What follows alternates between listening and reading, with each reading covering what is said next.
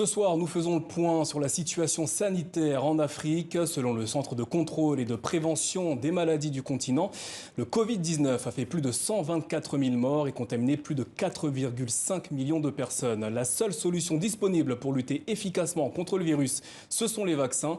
Toutefois, ils peinent à être livrés, ce qui a des conséquences sur la réponse des pays africains face au coronavirus. Pour en parler, nous sommes ce soir avec Isabelle Defourny, directrice des opérations de Médecins sans frontières France. Bonsoir et merci d'être avec nous. La semaine dernière, MSF applaudissait la décision de l'administration américaine de soutenir la suspension de la propriété intellectuelle sur les vaccins de Covid-19. Est-ce la solution pour une plus grande accessibilité pour les pays africains ? Alors c'est certain que c'est une décision historique du président américain. Et on espère que cela permettra à plusieurs pays africains de développer des vaccins et de bénéficier de cette nouvelle technologie, l'ARN messager.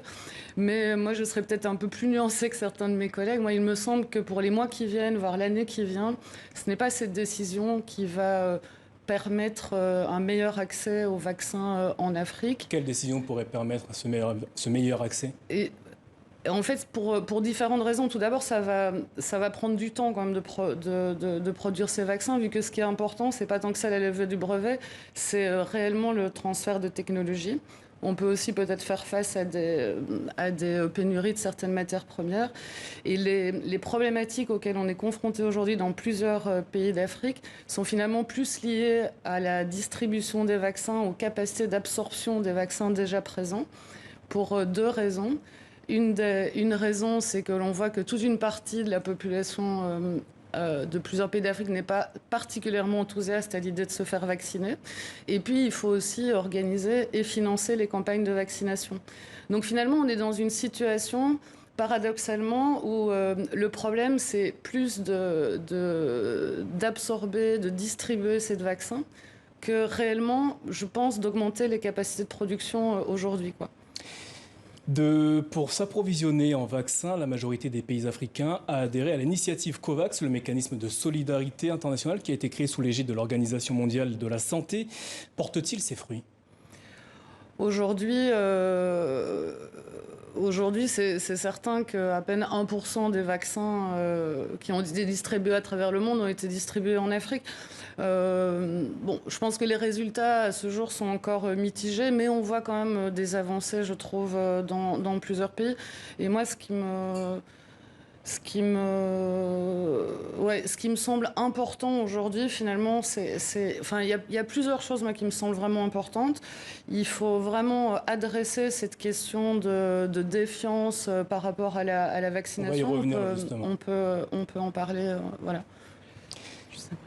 Comment MSF intervient auprès de la population africaine qui est défiante justement vis-à-vis de ces vaccins ? On l'a vu récemment, la RDC a annoncé qu'elle allait rendre certaines doses au dispositif COVAX. Comment lutter contre cette méfiance, cette peur qu'ont certains Africains vis-à-vis du vaccin ? Bon, tout d'abord, je pense que c'est une défiance qui se comprend et qui s'explique relativement facilement. On a vu d'ailleurs que la population française était une des plus méfiantes vis-à-vis de la population, vis-à-vis de la vaccination des populations européennes, par exemple.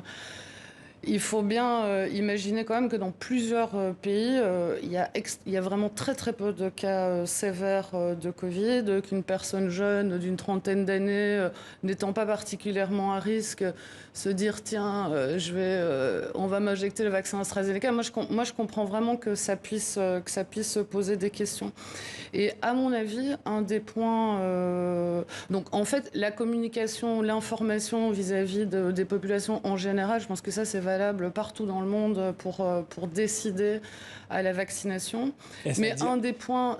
Est-ce à dire que les pouvoirs publics sur le continent n'en font pas assez pour informer le public sur les risques qui sont plutôt minimes vis-à-vis des vaccins ? Je pense que ça dépend d'un pays à un autre et que l'on peut faire plus. Après, à nouveau, dans des pays où l'épidémie est peu importante, c'est où finalement c'est pas la priorité de la population, c'est quand même difficile de sensibiliser et d'amener une information solide. Et un des points moi, qui me semble quand même important, c'est cette histoire autour de l'AstraZeneca et de l'âge auquel il est administré. Moi, il me semble quand même que le fait que l'AstraZeneca soit réservé aux personnes de plus de 50-55 ans en Europe, aux États-Unis, et qu'en Afrique soit pour tout le monde, ça je trouve qu'il y a quand même un problème autour de ça. Moi, il me semble qu'on pourrait quand même réussir à avoir finalement les mêmes règles, quoi. Utiliser l'AstraZeneca pour les personnes au-dessus de 50 ans, réserver des vaccins ARN messagers pour les personnes plus jeunes, qui vont être quand même essentiellement en Afrique les travailleurs de santé, les travailleurs de première ligne. Et l'adhésion de ces personnes à la vaccination, elle est quand même essentielle pour décider une population générale, quoi. Dans les pays d'Afrique où Médecins sans frontières intervient, êtes-vous confronté à une augmentation du nombre de cas ? Alors ça dépend c'est très variable d'un pays à un autre. Bon, on travaille en Afrique du Sud où la situation est connue, hein, c'est plus environ 45% des cas. Mais on a vu par exemple au Malawi au début de l'année une augmentation mais très brutale du nombre de cas de Covid, mais de patients sévères, donc de patients hospitalisés et en besoin d'oxygène. Mais ça a été une montée très rapide et une descente très rapide. Ça a duré très peu de temps. Au Mali, on est dans une situation différente. Là, on est face à la 3e vague. La première fois, il ne s'est pas passé grand-chose. La deuxième fois, il y a eu une centaine de patients ayant à nouveau des besoins en oxygène qui ont été hospitalisés à Bamako. Là, on est dans une 3e vague. Donc, ce ne sont pas des chiffres énormes, mais ça continue. Ça progresse. Moi, ça donne quand même l'impression de chaque fois être un petit peu plus sévère, quoi. Quelles sont les difficultés observées par vos équipes dans les différents pays que vous venez de citer lors des interventions sur le continent ? Bon, mais depuis le début de la pandémie, nous, on avait 2 priorités. Une, c'était de sécuriser les structures de santé générales dans lesquelles on travaille pour maintenir cet accès aux soins. Donc ça veut dire concrètement, finalement, distribuer du matériel de protection, des masques au personnel médical. Ça reste quelque chose de vraiment très très important. Parce qu'on voit dans certains endroits quand même une crainte qui peut être justifiée de la population à se rendre dans les structures de santé. Donc ça, c'est un gros axe de travail. Et puis l'autre axe de travail, ça reste quand même d'être prêt à prendre en charge un nombre de patients atteints de formes sévères du Covid. Et c'est toujours extrêmement compliqué d'être prêt au bon moment, quoi. C'est une épidémiologie très complexe à comprendre. Jusqu'à présent, le continent africain a été relativement épargné, à l'exception de quelques pays, par cette pandémie. Mais la situation actuelle en Inde, finalement, je pense qu'elle nous pousse à la prudence quand même sur les mois à venir en Afrique. Y a-t-il un risque que la situation qu'on observe en Inde puisse se produire en Afrique ? Un risque, oui. Est-ce que ça va se produire ? J'en ai aucune idée. À nouveau, c'est compliqué de comprendre cette épidémiologie, mais il y a plusieurs hypothèses depuis le début sur la situation en Afrique, la jeunesse de la population, des hypothèses comme ça. Mais comprendre pourquoi une ville comme Lagos, comme Le Caire, comme Kinshasa ne flambe pas alors que Delhi, Bombay sont en train de flamber, ça reste quand même un mystère, quoi. Alors, évidemment, il y a la question des variants. Bon, moi, je pense qu'il faut rester prudent, il faut rester prêt, ce que la plupart des autorités africaines ont en tête, en fait. La pandémie de Covid-19 a-t-elle conduit les équipes de MSF à diversifier les modalités d'intervention en Afrique ?